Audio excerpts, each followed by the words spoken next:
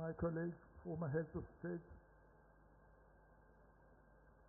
President Addo, ladies and gentlemen, General Ibrahim Babangida, I hope I'm part of those who interested you to join the army early 60s.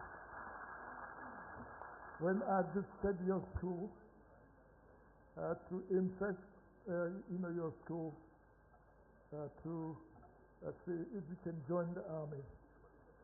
And your headmaster at that time, or head of school at that time, was one famous teacher, called Mr. Onimole Oga. Yes, I don't know what he told you about me, but the enthusiasm with which you and your class, and I think there are about 10 of you who in the end decided, to join the army. I think, am I right? About 10 of you, and I think 15, my goodness. And at least, I know 10 of you later joined the army or the air force or whatever it is. And, of course, years later, am I right to say that General Abdulsalami was also part of you? So there you are. Those 10 made, and those 15 of you, 10 of you made it in the end. And as you know that I interested you in the army. You joined the army and you served very, very well. You served very, very well. And it got to the stage whereby at the end of the war, my youngest brother, late Isaiah, came and told me about this, his commander, very good leader, very good commander, very courageous, brave, and that he was really unexceptional. He spoke well of you. It made me feel, well, this is certainly a young man that I would like to come, to work with me. And I thought, yes, I will probably make him my ADC. Well, that was the hope. That event happened, and I was given my marching orders out of Gowon barracks. Yes, but this young officer went on later on. I don't know whether he was part of those who gave me the marching order. But, he didn't just become an ADC. He became, a head of state as well, a boss of bosses.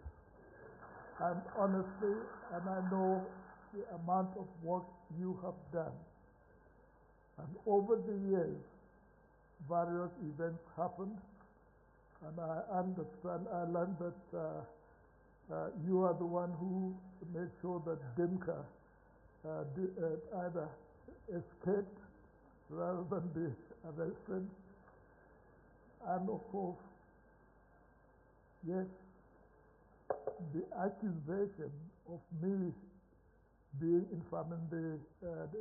being the one who encouraged Dimka to do that.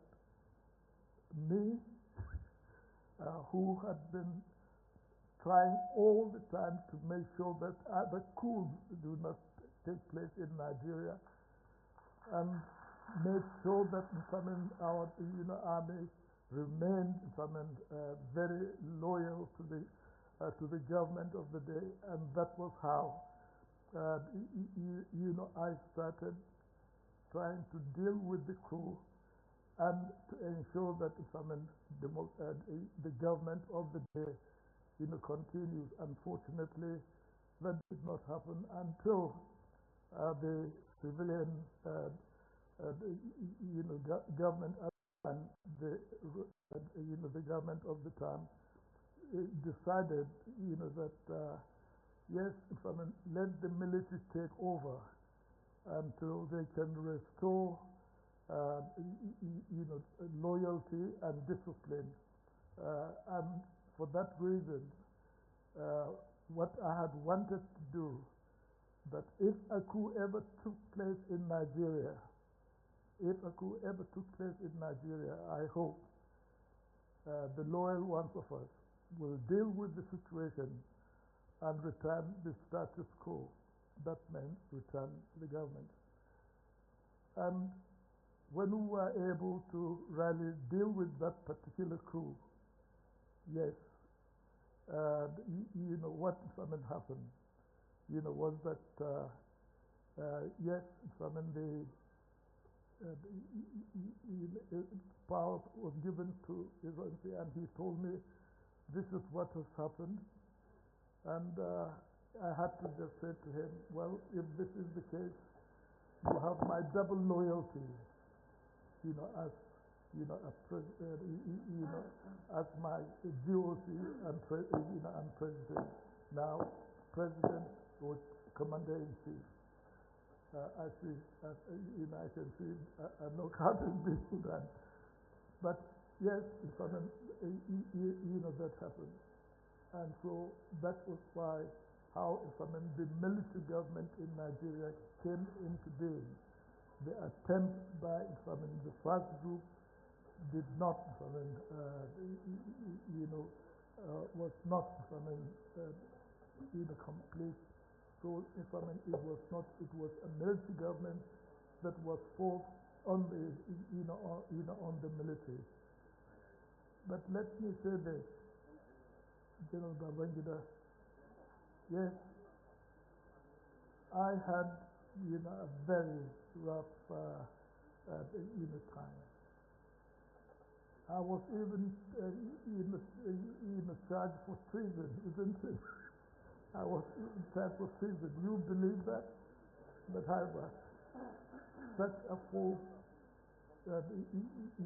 thing, I certainly didn't believe that such a thing could happen. But however, later on, President Shagari rescinded that order, and you, in the end, made sure that yes, you in the end restored my rank, restored my honor, etc. And you did quite a lot for the country, even though you even selected me to be the presidential candidate for NRC, wasn't it? But I can assure you, when it went to the voting, I didn't pass beyond the ward level, the ward level, just to prove to you that yes, the people do not want military leaders as as the head.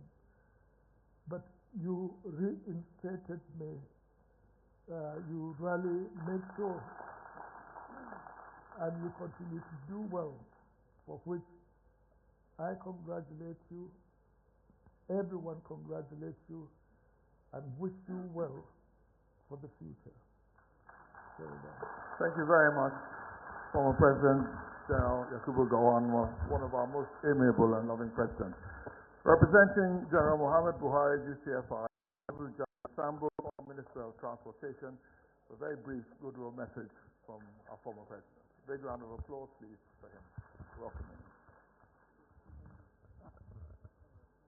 President of the Federal Republic of Nigeria, Asiwaju Bola Ahmed Tinubu, Your Excellencies, distinguished ladies and gentlemen, not forgetting our royal fathers, I bring good tidings from President Muhammadu Buhari, who has asked me to inform General Ibrahim Babangida of his regrets at not being able to be here today physically.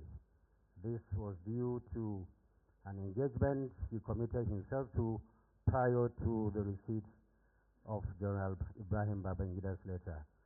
He has, however, asked me to send his warm wishes and to pray that this event will be successfully conducted to the glory of God and will mark indeed a watershed in the life of our popular IBB.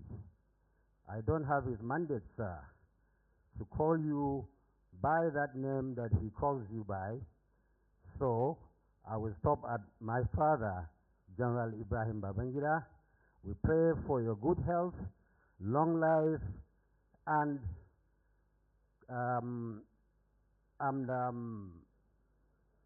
satisfaction, and hoping that you will, sir, continue to provide services in terms of advice to the leaders of this country, both for those who are on seat today and for the upcoming ones in the years ahead. We wish you a very, very long life and a happy celebration, sir. Thank you, sir. Thank you very much, Muazu Jaji Sambo, former Minister of Transportation, for that very warm message from General Muhammad Buhari, GCFR. General Abdulsalami Abubakar, GCFR, is to my right. The microphone goes to him for his goodwill message. Thank you, sir. Mr. President, thank you very much for attending my brother's autobiography. Your Excellencies, former President, President Kurma, President Nanadu, our distinguished royal fathers, ladies and gentlemen. Where do I start, Ibrahim? Certainly, my relationship with Ibrahim, forgive me for calling him my Ibrahim, has gone a long way, over 80 years.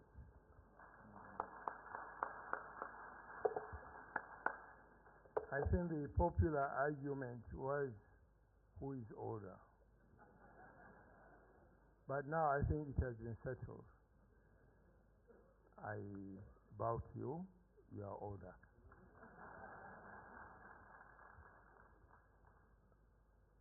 Your Excellencies, I want to thank you for honoring my brother, my friend, my head boy, my commander-in-chief, all rolled in one. I think I want to thank Your Excellency Ibrahim Badamasi Babangida for putting down your memo. I think it will go a long way in enriching the history of this country. Congratulations. Let me, Mr. President, with your permission, go back memory lane. When we were growing up in the little town of Mina, that is about 80 years ago. It might interest you, Mr. President, all the distinguished guests here. As far back as 1952, a soothsayer told us that Ibrahim is going to be the head of state of this country. We never believed him, because when me and him join the military, courtesy then Captain Gowon, a young dashing officer, very smart officer, who came to lure us to join the military. When we joined the army, all we were hoping was to get to the reach of a captain and then retire. But God in His mercy has propelled us to become generals, and by His grace, both of us became head of state of this country.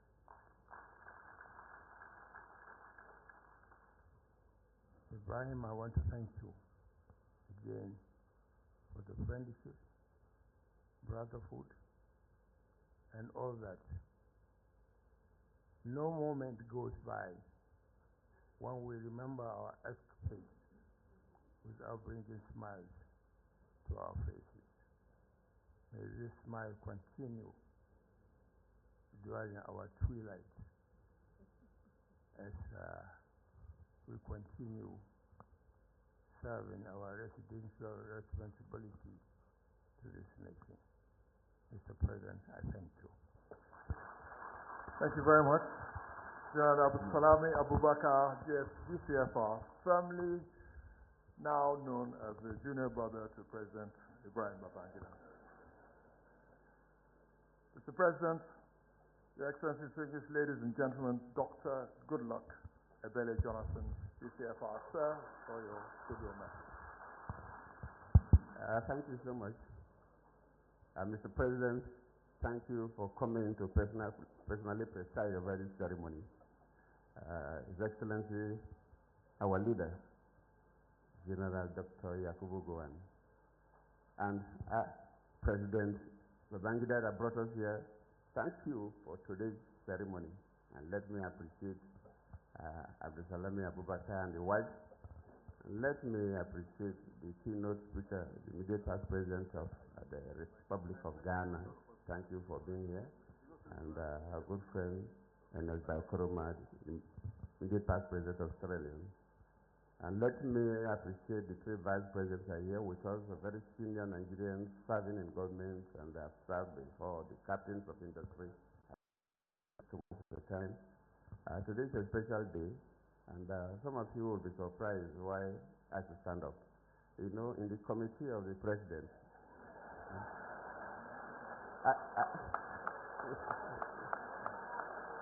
I am the most junior. So I'm only waiting when President Tinubu will finish serving. So that when we go for a council of state meeting, I'll get somebody that will sit by my left.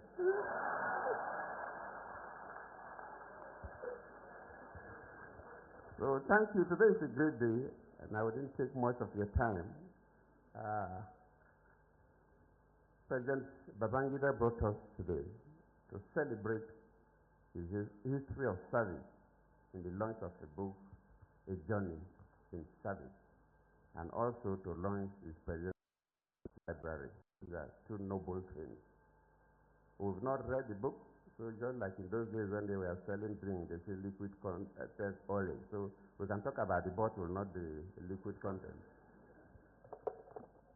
So Ibrahim Babangida, we all know, is one of the most charismatic leaders in this country. Is somebody that up to date, people go as if they are going on pilgrimage to consult him. We thank God for giving you that grace and the wisdom to continue to mentor people. In terms of your leadership, Nigerians know you contributed significantly in terms of the infrastructural development of this country and the social mobilization. We cannot write the history of Nigeria without dedicating a reasonable part to your service as the President of Nigeria. You've done well. And of course, we are launching his memoir today. It's a significant document. The keynote speaker mentioned that, so I don't need to overemphasize. Every president makes history. And other key historical factors make history, but they don't contribute to the documentation. And if you contribute to the documentation of the history, it makes your history stronger, more relevant, and more factual. I also hope that one day I will do my own. But I'm waiting for my seniors are here before I will think about my own. So today you are helping us, and somehow the concept of presidential library comes from the United States system. When I left office, the first 6 months, I toured America and I visited most of the presidential libraries there. And the presidential libraries are taken as federal government assets. So, Mr. President, you need to set up a department in the Secretary of Government Office. The American government helps because they are source of history. If any scholar wants to know what happened at a segment of history, he goes to the presidential library. So the American government helps in the management of the presidential library. That's why all American presidents have presidential libraries. So I visited quite a number of them. And I'm happy that in Nigeria today, we are launching the second one. Obasanjo has built his own, and now President Babangida is launching his own. We will all be going there from time to time to read about the history of Nigeria. So thank you. Then, so it is key, the significance of the memoir, tell our history. The presidential library is a custodian of this history, and we plead that those of us who are here and are not yet here, that who are have some little advantage of the size of the pocket, should generously contribute to the development of this library. It's not just about Ibrahim Babangida, but it's about Nigeria, about West Africa, and about Africa. And thank you all.